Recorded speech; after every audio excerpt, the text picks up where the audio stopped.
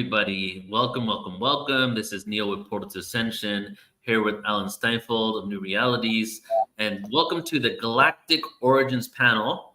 So I want to say officially hello to everybody on all platforms. We're on Seeking Heaven, Tamara, we're on Drone of Angels, we're on New Realities, we're on Portal to Ascension, and we're on Instagram. So hello to everybody. I'm behind the Portal to Ascension Instagram, so good to see you all, connect with you here, and also Facebook.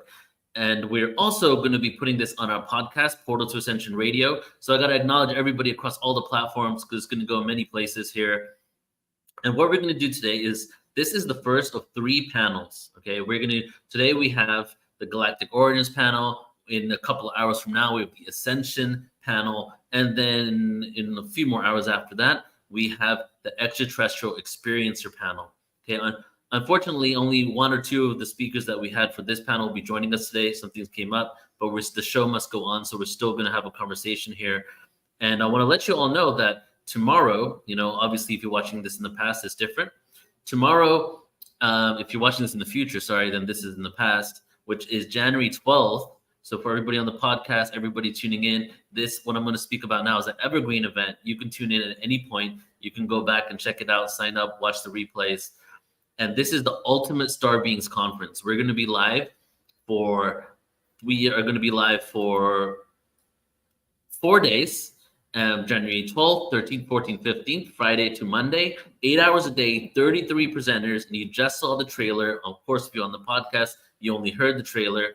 And you can sign up, link in the description, in the bio, comments, website, under upcoming events, all that. And we're going to go for a 4-day marathon and epic awareness on the Ultimate Star Beings, and really shifting the narrative to, what are the messages we're receiving from the stars. So I want to just introduce someone that you've probably been introduced to many times, and just hand it over to a really good friend, Alan Steinfeld. And we're going to be having a conversation here today with Geraldine and maybe Raquel Spring about Galactic Origins started out. So welcome, Alan. You're muted.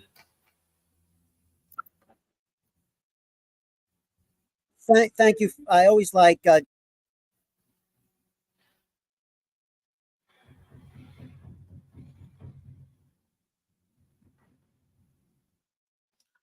think Alan froze for a second. Hopefully that's not my end. So let's give Alan a second here. I don't want to talk over him. Yeah, he did freeze. So we're going to be bringing on Geraldine in just a moment. Hopefully Alan's camera is going to catch up with him. And the intention for the beginning of this panel here is to really speak about the Galactic Origins. What does that mean? It connects to our ancestry. A lot of the narrative that we're getting around this topic, I'm going to remove Alan until he comes back. Hopefully Alan will rejoin us. A lot of the information we get around this topic, a lot of the questions that Congress has, mainstream platforms have around who these beings are and where they're coming from, I feel can be answered from the spiritual world when it comes to the consciousness. Because it's not just about the fact that we're being visited. It's who are these beings? Why are they visiting us? And how are we connected to them? So Galactic Origins is a huge component, because many of these beings that are within the cosmos, we have ancestry to.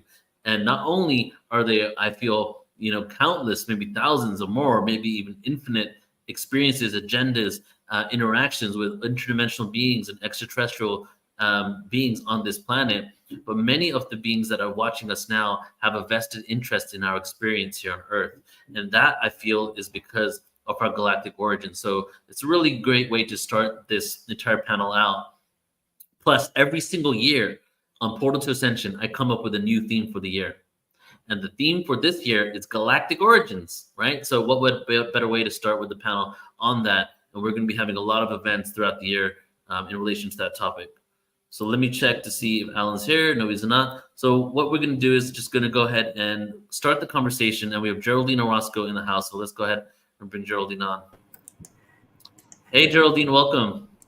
Hi, Neil. How are you? Good morning. Wonderful to be here. Good to see you. And so it's just going to be, I think it's just going to be you, me, and Alan, if Alan can figure out his camera. But I want to just start the conversation, since there's only a few of us today, we won't be going too long. But the whole concept, I think you just heard my introduction about this, right? The whole reality that we're being visited by many different beings, and a lot of the ones that have ancestry and a connection to us are definitely involved in our, evolution. but then there's also those beings that are involved in the future evolution of humanity that are visiting us too, right? That would come into the hybrid agenda.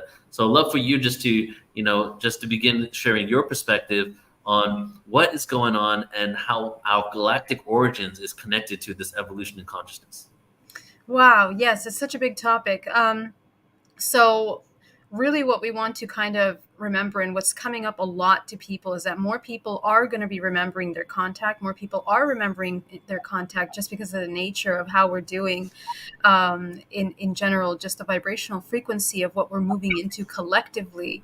The veils are thinning to such a point that people so essentially our DNA and all the information that is available to us within the morphogenetic field of our whole being is coming to the surface. It's coming visible. It's coming accessible to people because the veil is thinning. And so what people are remembering is more vividly their dreamscape, what they are experiencing in dream time, what they're experiencing out-of-body experiences. And therefore, an entire realm opens up to humanity of who they are outside of just this physical vessel. So what I have been discovering in my work with my experiencer groups and contactees is that we're finding that this ET contact is not a strange phenomenon. It's something that we have been dealing with since the very beginning of time, since the origin of humanity on this planet. Really, we have been intercommunicating with the beings of the stars, which essentially is not something outside of us, but it's very much something that is literally within our genetic code. It's in our DNA. And actually talking to these contactees, we're finding that it's occurring in families. Families are having contact experience within specific lineages, and the children that are being born are having dreams with blue beings, and apparently the blue beings are the same blue beings that mom saw, that grandma saw. So, we're beginning to understand that we're kind of building a kind of clarity of an architecture of a realm of genetic ancestry that is interdimensional, intergalactic in a sense. And it's extremely important for us to dive into these experiences in order to master the navigation and the understanding of discernment of the kind of agreements that we're making in these interactions, and hopefully apply our free will as best as possible so that we can make choices with these beings. Because as you mentioned, these programs such as the hybridization program really rely completely on, let's say, the donor of that genetic data, and what that donor, what the person, the creator, essentially is inputting into this system through the seed that they are giving for these programs. If we are deep, yeah. So are we becoming a new species? Are we, and what's the transition time, you think, when we really arrive? So is there a timeline? Yeah, thank you, Alan. Wonderful to see you. Yeah, we absolutely are evolving tremendously quickly into a new multidimensional race. I mean, it is just everything that we see in sci-fi films and these future technologies that we're seeing that are presented to us as artificial intelligence, the capabilities of computation and connection to the non-physical realm and mastery over that is completely within our physical body. So we have to activate our intuition, absolutely, is number one. And that is a direct result of sitting in meditation and stillness, in really regulating the nervous system of the organism, which will expedite this evolutionary process for every human, because this is the root of mastering this physical construct, which of course it's not just a physical, it's an interdimensional construct. We are constantly moving in and out of these interdimensional interactions. I mean, we are surrounded by beings, by entities all the time, and really only those that are actually using their intuition to tune in to what's around them and to be in that stillness are having these communications.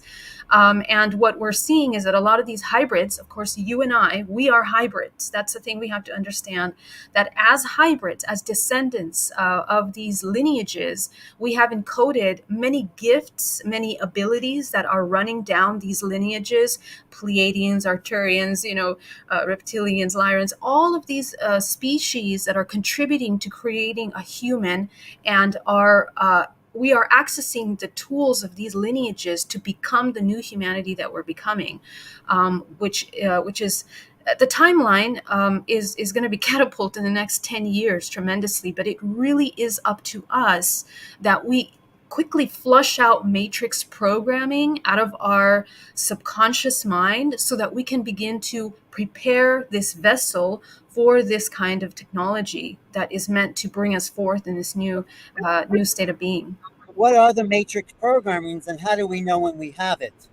Yeah, so let's just talk about ET contact, right? So any kind of programming in which we are fearful of the unknown or unable to interact with interdimensionality or concepts of the non-physical is immediately a more primate way of existing.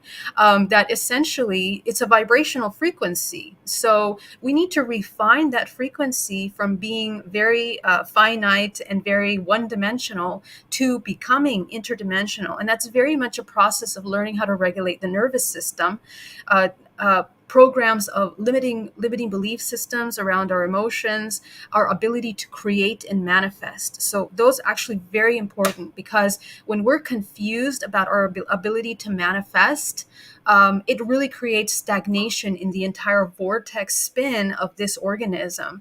And really, in order to access dream time, out of body experiences, we need to be operating a really nice high spin rate, which is a high vibrational integration state. And so the other part is dream time. We have to learn how to become lucid in dream time. And that's really important. Learn how to master out of body navigation. This is the future of the integration of the non-physical and the physical, because these worlds are merging. So it's kind of like we have to prepare for that. That's very interesting. I want to get into some, galactic origins questions, but the lucid dream, right? On some level, you could say that we're dreaming ourselves on this planet right now, right? The holographic nature of the universe. And it seems like that there's many entryways to this incarnational experience, right? That there's, physical beings coming from another planet and incarnating somehow. Then there's also been stories about people, beings in stasis chambers on different planets that live for thousands of years. And then they take like 100-year, Earth year vacation, if you will, go into a building where there's a stasis chamber, go into sleep and dream themselves awake into the incarnational process here, right? So on one level, we're becoming lucid in this reality, right? Being conscious of it all. And then we're becoming lucid in our dreams, right? So it's like an inception. So what is our dream state reality? And where are we actually going? Is this like a construct of a dimension in our own consciousness? Or is this an actual place that exists that we're traveling to that we can do some real work in? Well, after talking to hundreds of contactees and working on hypnotherapies with them and entering into these subconscious realms where we are opening up into these worlds and into our fractals that exist in these advanced civilizations, we are very much multidimensional beings. And essentially what we're doing is we are merging all of our fractals of ourselves that exist not only in this current incarnation, but other incarnations that exist simultaneously. So that's the thing that a lot of people are really understanding now, is that this timescape that we're looking at, it's not linear at all. It's completely spherical. And so what we're doing is really waking up consciousness in as many of these aspects of ourselves and then integrating them into this one life, because this one perception that we have here is a very specific reason. So we have somewhat of a mission, you can say, in that as we incarnate into this DNA lineage, ancestral programs that have to be transmuted into a higher state, all of that is a contribution. It's kind of like the work and the contribution that you're giving for this collective organism, not just as a human race, but as a collective. So the more that we wake up consciousness and clear out those programs, the more we open up to our interdimensional awareness. And just like Inception, as you mentioned, we're waking up this lucidity, because once you wake up consciousness, you can access this Arcturian part of you, and you can wake up consciousness of that, because every single organism, every being is ascending, because that's the nature of this entire universe. They're all going through some kind of level of ascension. So we are learning through one another simultaneously through our conscious awakening. So when we have this intergalactic family available to us, how does life on Earth look different for the average person, or does it not? Does it look different? Well, I guess in what context, like just the nature of our life. Day-to-day living, and understanding, eating, working, family, community, relationship. How's that all change? Yeah, that's a really great question. But really, actually, what we're waking up from, and remember the matrix, you exist in a construct with all kinds of rules and architecture to this existence that make up our everyday lives. But in reality, the real life is lived when you wake up from that dream of the construct and you begin to understand what the rules of the game are. And the rules of the game aren't to be completely tied up into the physical experience or the illusion of the triggers that are happening in everyday life, but to transcend them. And I think that that's something that we can see through by just observing more advanced civilizations. Their focus and the way that they operate is instant manifestation. So there's a huge level of responsibility to that existence. And it's something that we as Earth humans, three-dimensional realm, we're learning, and this is what we're evolving into. Even right now, our ability to manifest has become extremely quick. You'll notice that. All of our subconscious fears and ideas come into the physical experience really immediately. So that really makes us become more conscious of what we're thinking, feeling, and just the way that we are, the quality of our life, the quality of our existence has to change. Over the last few years, I've come to an awareness that, I've definitely heard for a while that we have ancestry to different ETs, and, you talk about that, so many of us do. But it seems that Earth could be a galactic library, genetics, from listening to many, many hours of your presentations, right? And and so much more. It's like, it seems like Earth is like the Library of Alexander for DNA, right?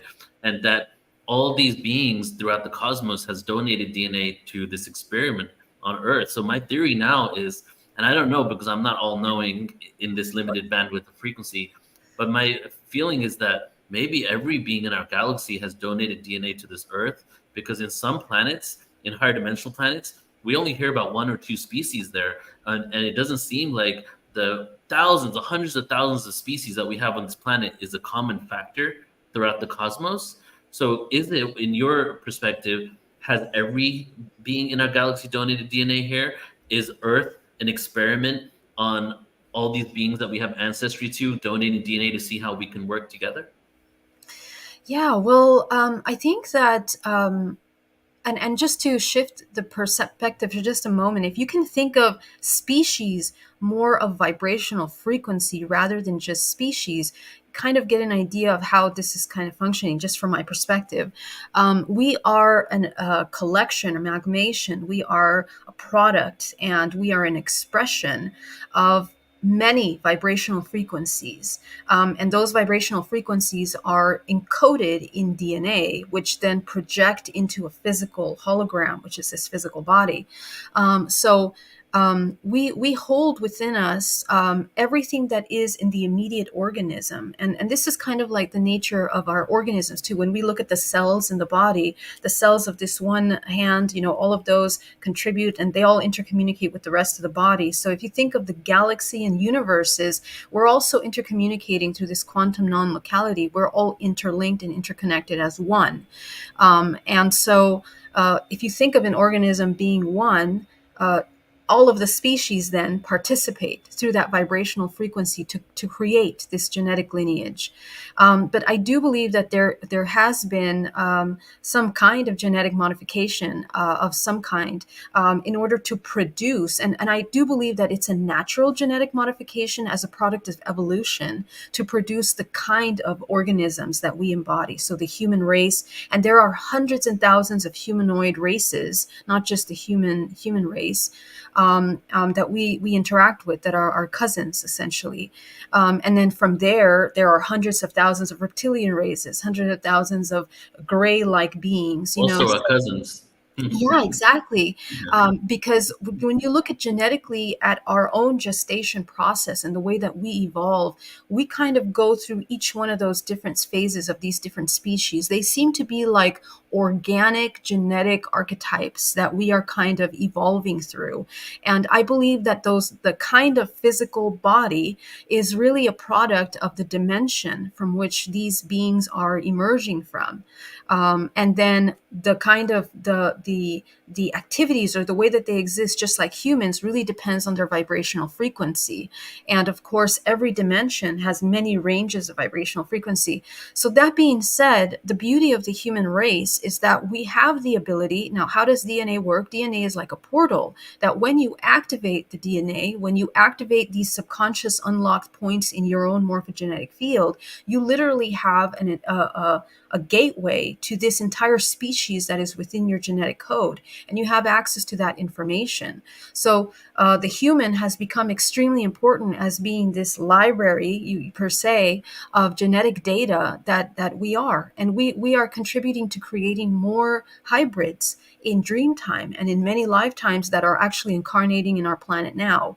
And every single organism that incarnates in a timeline is designed specifically to pull forward to heal those different kinds of species that they are connected to. So all of us. So let's say our Draco-reptilian aspects that we have within our genetic code, we are learning how to elevate, how to ascend those parts. And as a byproduct, the intercommunication with these species and these beings is also evolving them.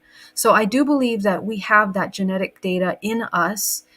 We are all related because essentially the model of this entire universe and even more is oneness. We are all one organism. So we have the ability to access every single part of this universe through our self, through our own genetic code.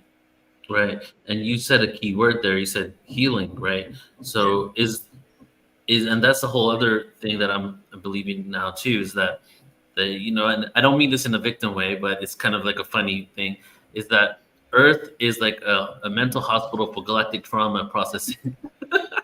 So it's like, so are we all here to heal something? Did something happen in the galaxy, wars, disharmony, where Earth is like the final frontier or the final battleground for us confronting that darkness and moving through it? Well, to be honest, no, I don't really see it that way. And here's why. Because right now, remember that this Earth, exists in third dimension, right? Which the whole point of existing in 3 dimensions is for you to experience contrast.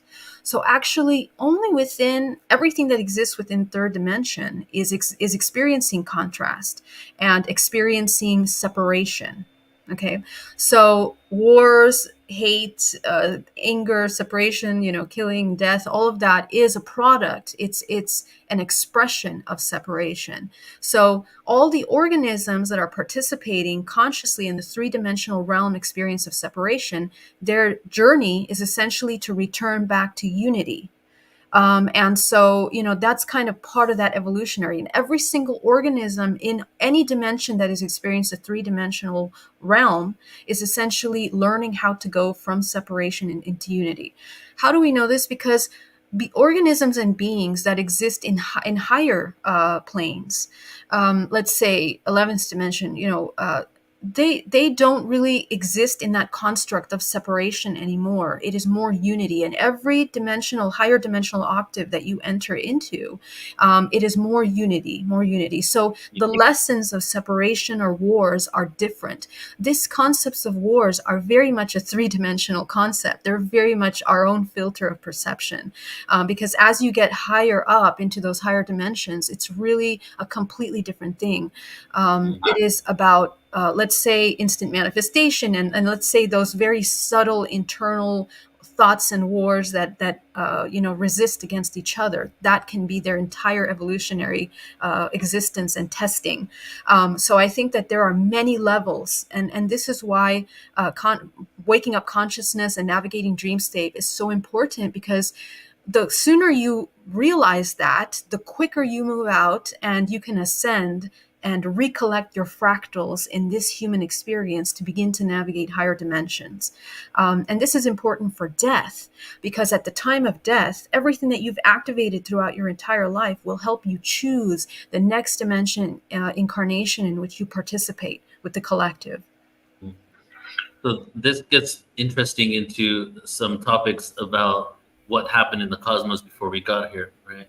So let's see if we can reconcile this and we can come up with a solution right now. So, or we have the Anunnaki story, right? Maybe you can just speak on that separately, what your belief is about us being enslaved. Were they high dimensional beings? Did they even exist?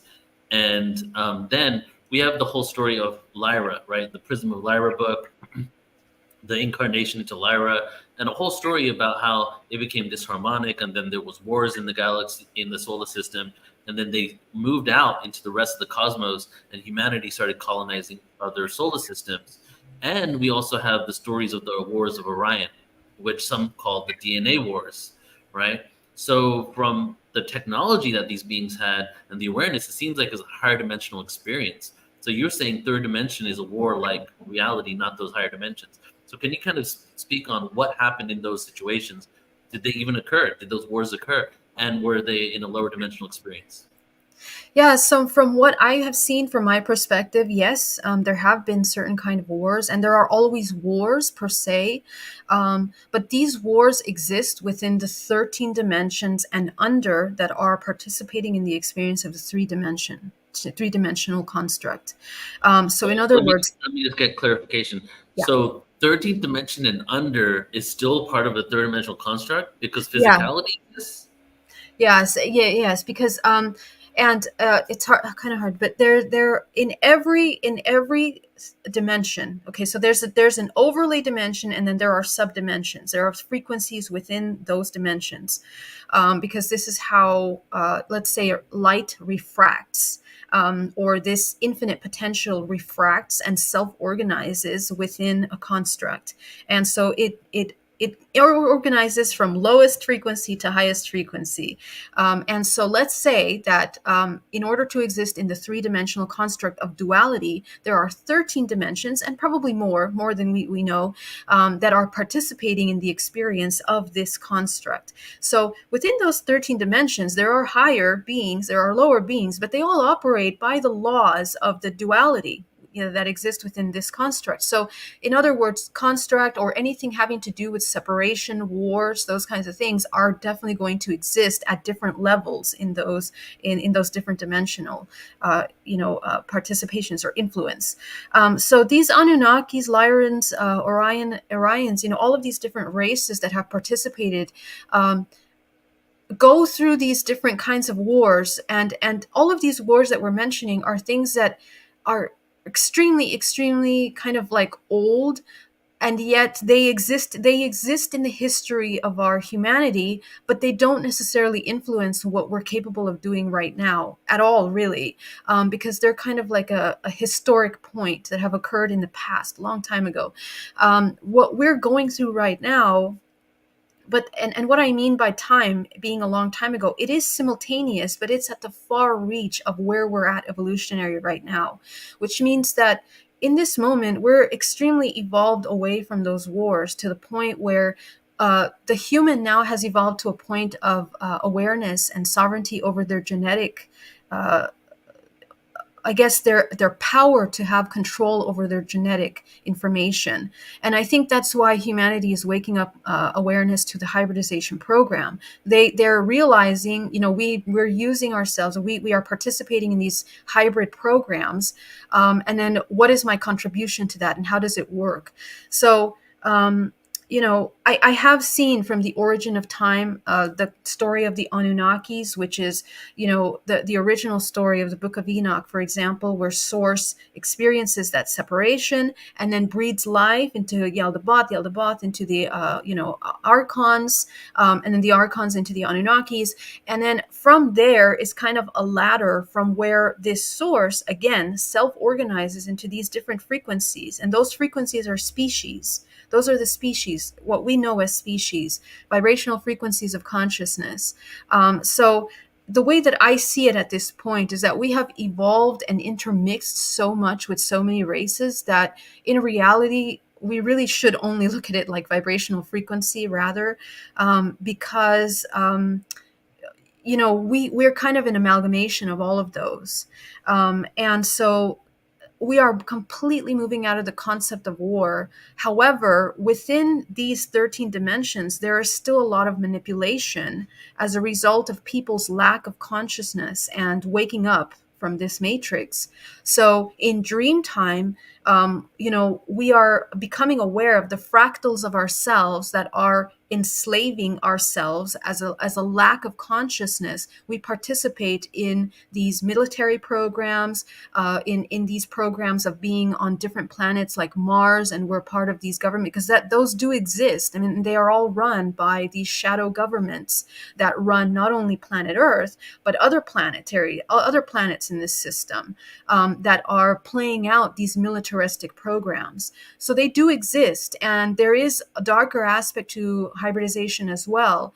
But really, it comes down to the human's awareness, because we're so interconnected, what you do in your ascension will change and transmute all of your participation of those fractals in those warlike settings.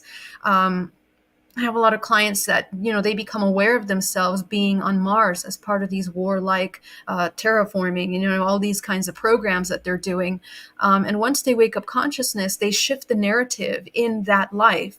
And it shifts completely their participation of that. So just like we're waking up consciousness here on Earth, and we don't participate to the wars and to the death of humanity by neutralizing the wars within ourselves, it's the same thing intergalactically, with all of our fractals. And I think that, essentially, we have to move out of the war mindset into a state of understanding of unity. And that doesn't mean that the negative anything is going to go anywhere. It means that we have to neutralize the negativity and the separation programs within ourselves in order to be more sovereign. And that's a huge thing. Sovereignty and free will is a really huge thing that the human has in shifting these historic timelines. And hopefully we learn from those, because those wars in those stories, why those wars began is because the organisms forgot their connection to source and became parasitic, right? That's the whole point of these stories, to understand the process of parasitism. And when parasitism emerges in us, how do we quickly neutralize that so we don't go towards World War III? In the occasion of our human race, we're kind of going through that now. Wow, yeah. When we speak about the beings, the usual suspects, right? The Arcturians, the Pleiadians, the Zeta Reticuli, the Lyrians, Syrians, are we speaking about all those beings within that 13th dimension and under? Or do these beings, and we all have an aspect of ourselves that are beyond the 13th dimension, but that's not an earthling, that's something completely different, right? So when it comes to the actual beings that we speak about interacting with us, do they engage within this 3D construct as well? Yeah, absolutely. They engage around us. And so, okay, so it's a little complex because we do, so because Earth is duality, the negative nature of Earth, the negative part and the contribution to the construct, is run by the shadow government, which is an intergalactic government that is very aware of our history and our future and the capability that humanity has. Is the shadow government connected to an ET race? Just a little Yes, side note. yes, it is. Yes. So if you know these stories of the Anunnaki and the Archons, and how that was had been manipulated into a darker agendas at the origin of time, those are the bloodlines that were created that went into creating the matrix, essentially. So those genetic lineages are essentially the descendants that create this 1% that is in control of this entire world. Those are bloodlines. Those are very, very old, specific bloodlines that have been cultivated through history. And they hold within those bloodlines very genetic roots of our ancestry. And so when someone holds and cultivates DNA, they essentially have the access to the entire library of the universe.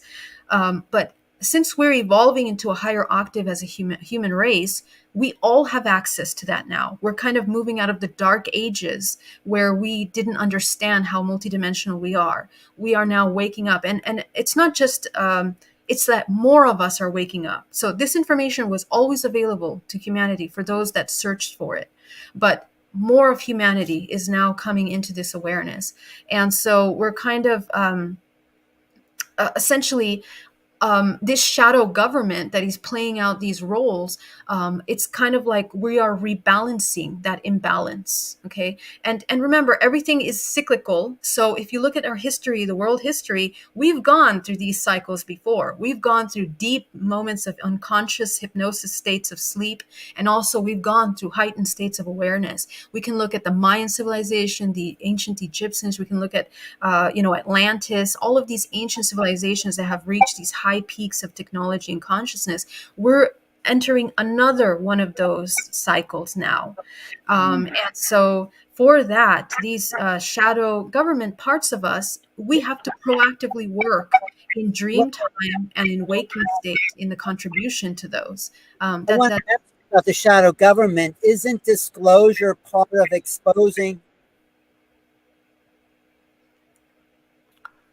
Alan froze, but I'm sure he's going to say, isn't it part of exposing the shadow government?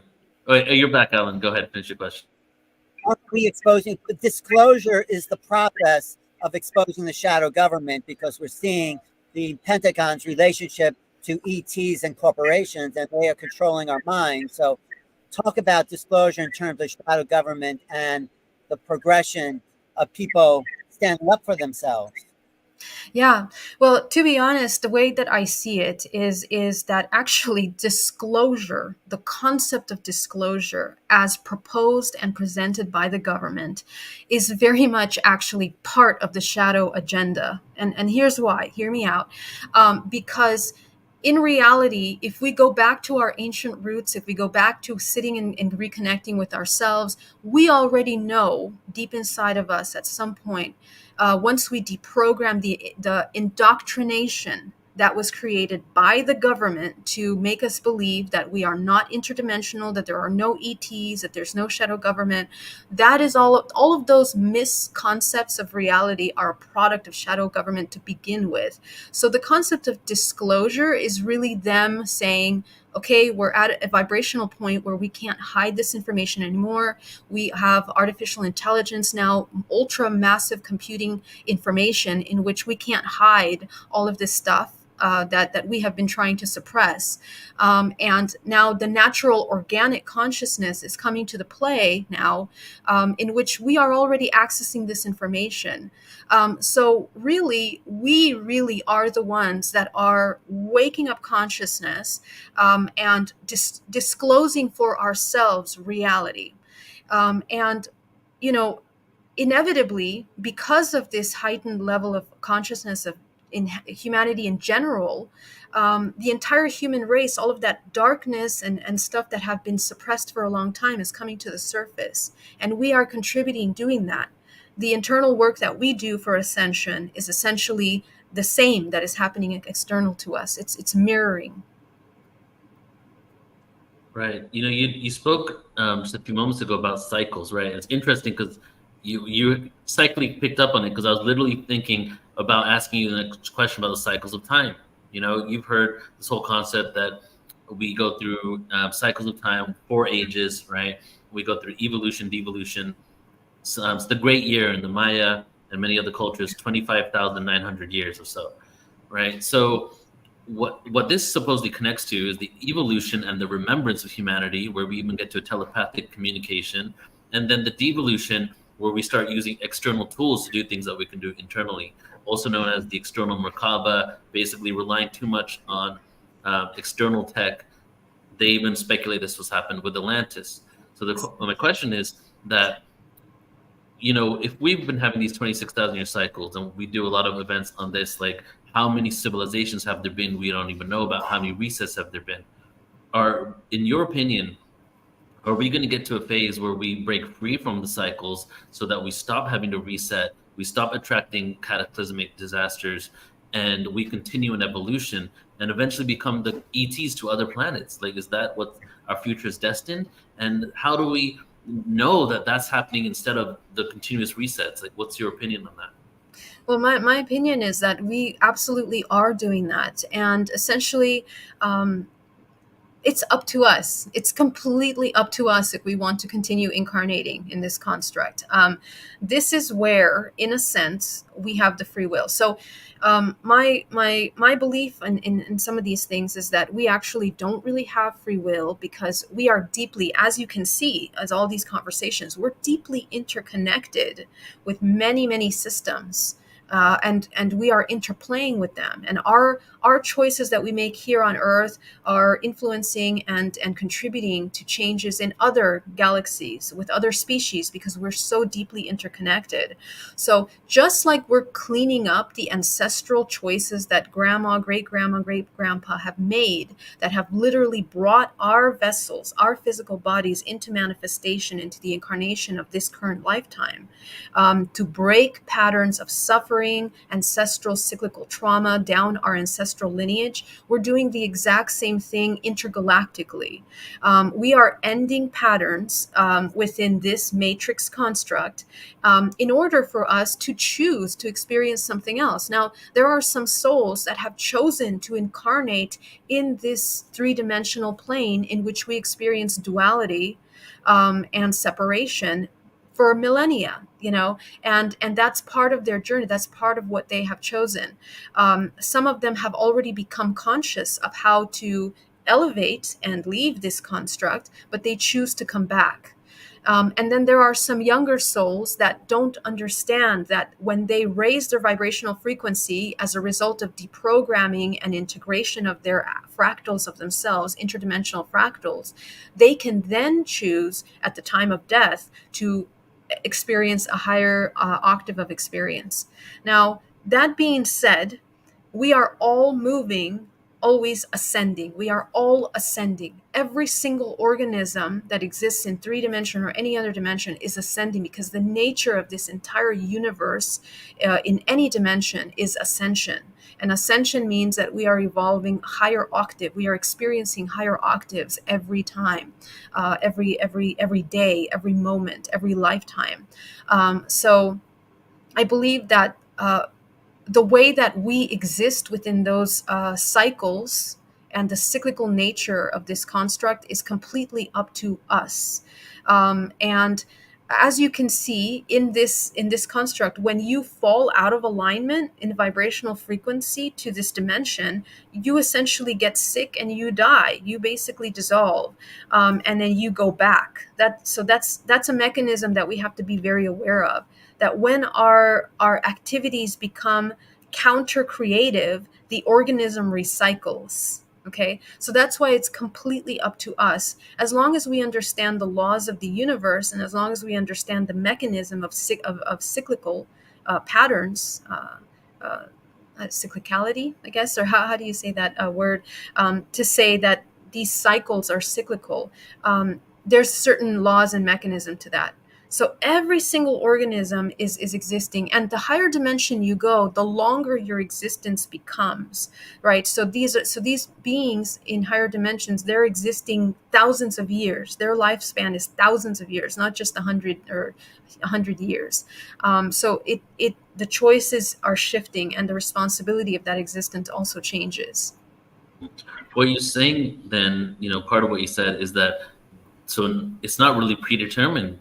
The ascension, the evolution isn't predetermined. We're confronted with a choice, right? Well, evolution as a whole, or ascension, is a natural aspect of this construct. So everything is evolving. However, what you do in that process of evolution is up to you. You can continue to reincarnate back and move in that cycle, or you can jump and experience other dimensions within this ascension. Constructs, different kinds of dimensional constructs. Yes.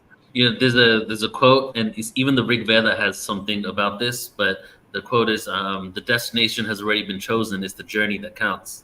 So the destination is the ultimate evolution and the reconnection to source. How we get there is up to us. And it may be a very long journey to reconnect to source, but we could go through multiple remembrances and forgetfulness during that time.